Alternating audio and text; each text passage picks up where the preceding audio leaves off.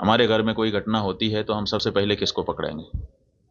सबसे पहले तो चौकीदार को पकड़ेंगे ना, कि तुम कहाँ थे, क्यों ये घटना हो गई तुम्हारे रहते हुए, किस लिए तुमको रखा था। लेकिन यहाँ नहीं ऐसा हो रहा है। यहाँ जो है कहते तो हैं कि हम चौकीदार हैं, लेकिन चौकीदारी अगर की गई होती, हाँ चौकीदार अगर अपने काम में पक्का होता है तो उसके ऊपर आक्रमण करके उसको कोई मार दे, लेकिन फिर कहा जाता है कि इस चौकीदार ने अपना निभाया। यहाँ तो कुछ पता ही नहीं है, कोई लड़ा ही नहीं उनसे, किसी ने उनको रोकने की कोशिश ही कहीं नहीं की।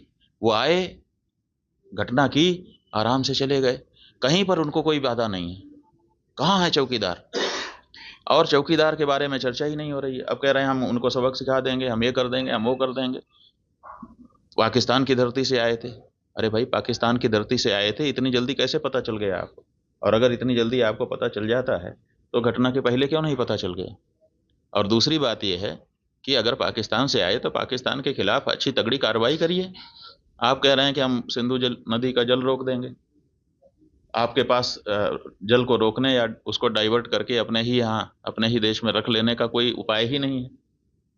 हमने विशेषज्ञों से पूछा कि अगर हम सिंधु नदी का जल पाकिस्तान में जाने से रोकना चाहते हैं तो हमारे पास क्या व्यवस्था है। उन्होंने कहा हमारे पास कोई व्यवस्था नहीं है। अगर हम आज से शुरू करें कि ऐसी व्यवस्था हम बना लें तो पैसा कितना लगेगा वो तो अभी पूछिए ही मत।